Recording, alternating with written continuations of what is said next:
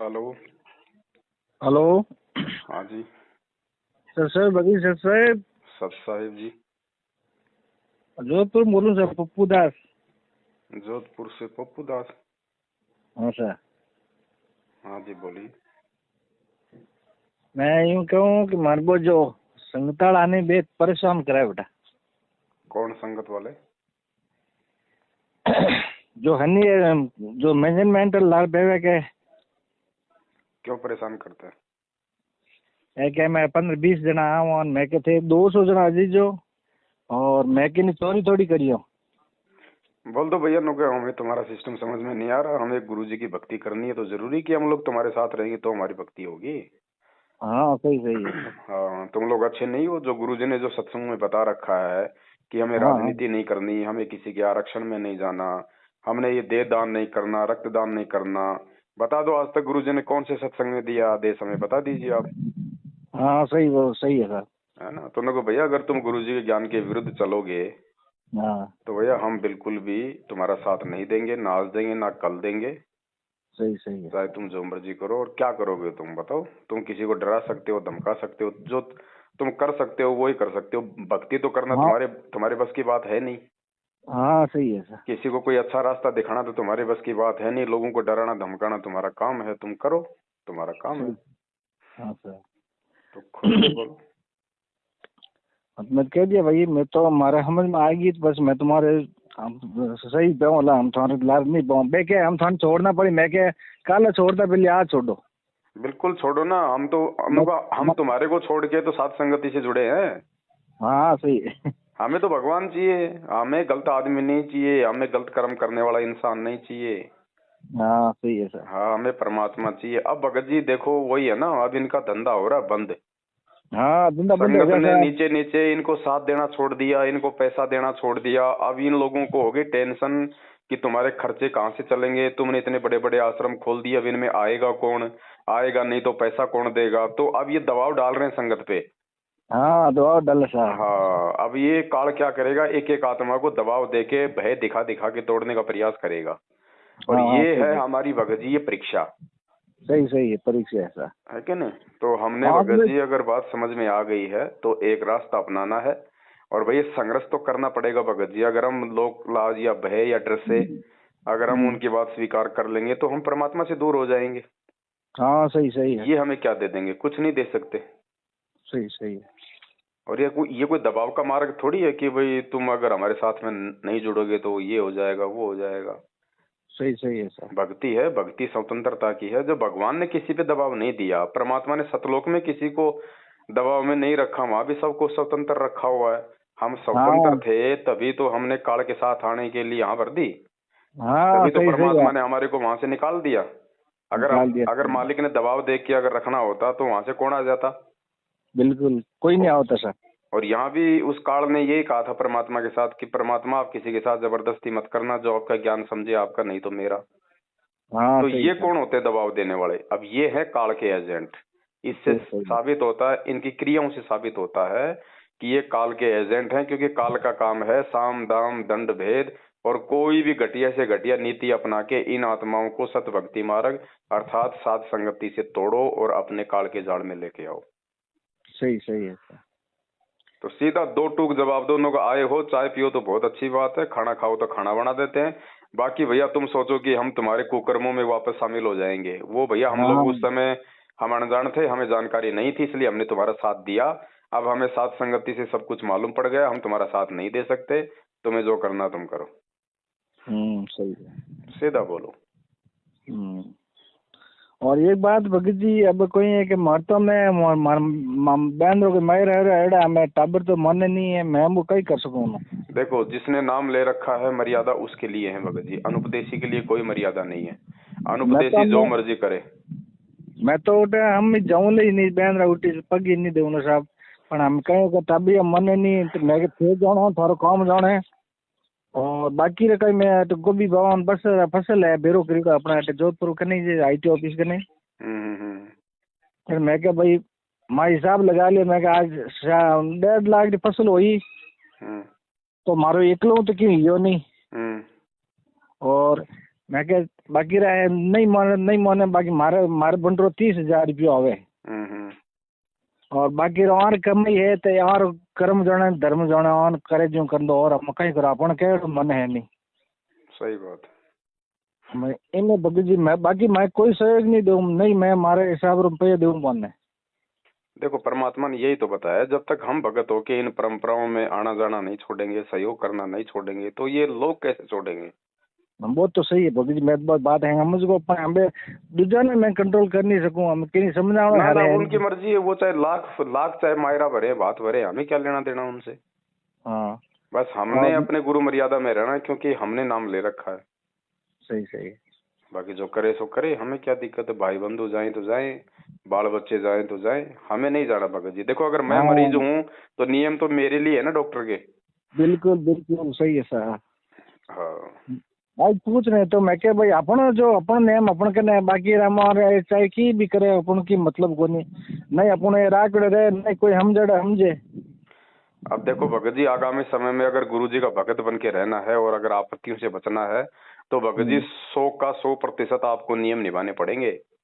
नहीं वो तो हम आप हाँ अब वो नहीं चलेगा भाई, ये कोई पहले वाला समय थोड़ी है जो परमात्मा ने एक बार लोगों को भाई अपने पीछे लगाना था, उनको जोड़ना था, इसलिए चलो भाई कोई बात नहीं तुम एक बार जुड़ो फिर ज्ञान समझोगे, धीरे धीरे समझ में आएगा। अब वो समय निकल चुका है भगत जी, अब परमात्मा ने हर प्रकार से समझा दिया है, तैयार कर दिया है। अब यदि कोई उनके विधान में, नियमों में, मर्यादाओं में त्रुटि करेगा तो भगत जी अब आगे देखो काल उसको नहीं बख्शेगा। सही सही है सर। क्योंकि काल तो बिल्कुल आंख फाड़ के बैठा हुआ कि कोई भी भगत छोटी सी भी गलती करे मैं उसकी जो है चोटी पकड़ूं। तो परमात्मा भी क्या करेगा भाई, 27 साल से ज्ञान दे के ले जा भाई, जब इतने साल से मेरी संगत करके ये नहीं समझा तो ये मेरे काम का नहीं है, ले जा इसको। अभी भी लोक लाज मान मर्यादा और अहंकार में ही घुसा हुआ है, तो परमात्मा भी नहीं बचाएगा। और इसीलिए नहीं बचा रहा भगत जी, ये मैनेजमेंट के पीछे लगे हुए लोग आए दिन मर रहे हैं सैकड़ों की संख्या में बेमौत। क्यों मर रहे हैं, क्यों नहीं बचा रहा भगवान, इसीलिए नहीं बचा रहा। इतना समझाने के बाद भी लोग जो है अपने गुरु वचन को तोड़ रहे हैं बात बात पे, क्योंकि उनको सत्संगति नहीं मिली, उनको साध संगति नहीं मिल रही, उनको कोई बताने वाला नहीं मिल रहा भगत जी, उनका कोई मार्गदर्शन सही से नहीं कर रहा। जो भी मिलता है उनको ज्योति पाठ के नाम पे लूटने वाला मिलता है। कोई भी शंका होती है तो सीधा कह देते हैं लगाओ प्रार्थना, फिर प्रार्थना का जवाब आता है ज्योति कराओ पाठ कराओ। अरे उसने तुमसे शंका जाहिर की है, तुम समाधान करने के बजाय उसको ज्योति पाठ का दंड दे रहे हो। ज्योति पाठ कोई समाधान है क्या? कोई समाधान नहीं है सर। तो भगत जी वो मरेंगे फिर बेचारे क्या करेंगे, या फिर इनका साथ छोड़ेंगे वो अपने वो घर बैठ जाएंगे। और 12 महीना पालिका में आप जुड़ो नहीं साथ संग तो जुड़ो को नहीं हो जन कहीं मैं कोई भक्त ने लेन दियो कोई नाव दान दे रहा नाटे अपन जोधपुरी। अच्छा तो जाओ तो आप बात में हम वीडियो तो तो ही जाओ वो कहीं एक क्या गया कहीं की सेवा है कहीं। अरे मैं क्या सेवा से बात नहीं की नहीं एक सेवा रुपया मैं उन चेहरा हम देख चेहरा देख एकदम मैंने काली झलक आई मतलब एकदम मतलब थोड़ा झपको पड़े काल देखिए जैसे ही मतलब उन एकदम मन थोड़ा झलक आई नहीं। अरे मैं क्या बोलो तो अच्छी है बात तो सही है। ये भगत जी ये जितने भी है ना, ये चाहे राजस्थान का स्टेट कोऑर्डिनेटर हो, चाहे उसकी पत्नी हो, या चाहे आप जोधपुर में सूरसागर कालू जी की बावड़ी जहाँ पे इन्होंने अपना नामदान केंद्र खोल रखा है अपना धंधा, ये सब भगत जी सब काल की परिधि में है, सब गुरु वचन तोड़ के बैठे हैं।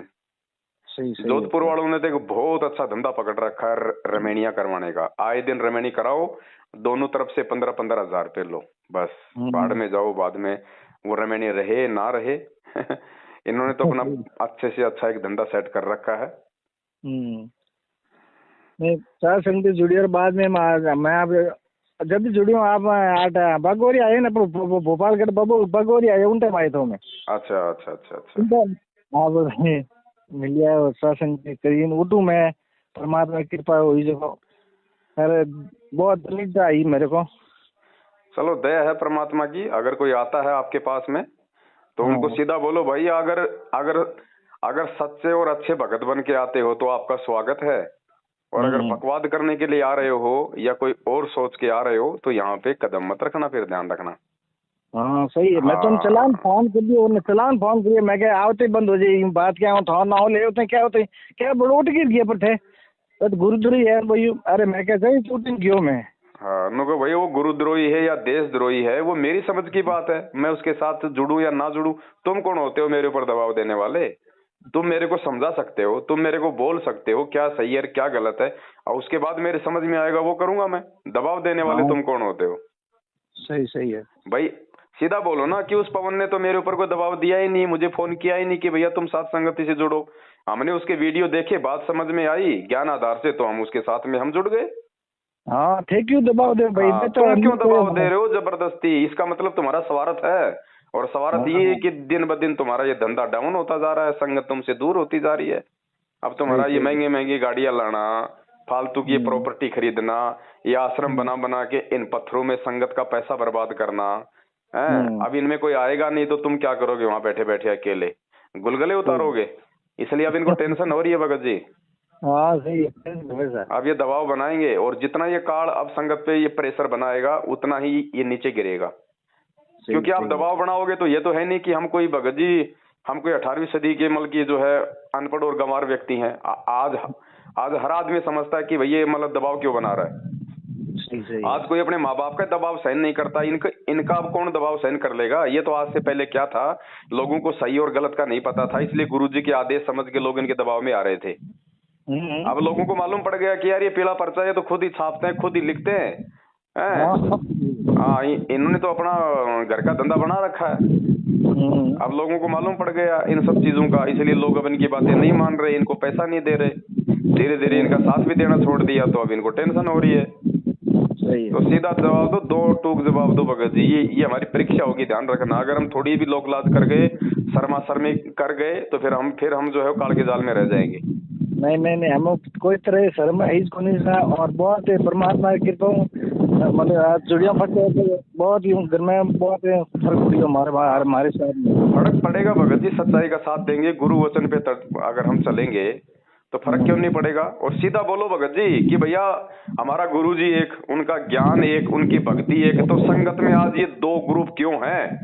अगर दो ग्रुप बने हैं तो उन दोनों ग्रुपों के विषय में जानने का मुझे अधिकार है कि कौन सही है और कौन गलत है। हाँ सही है सर। वरना मुझे बता दो दो ग्रुप क्यों बने? गुरु जी भाई इनमें से एक तो सच्चा और एक झूठा है।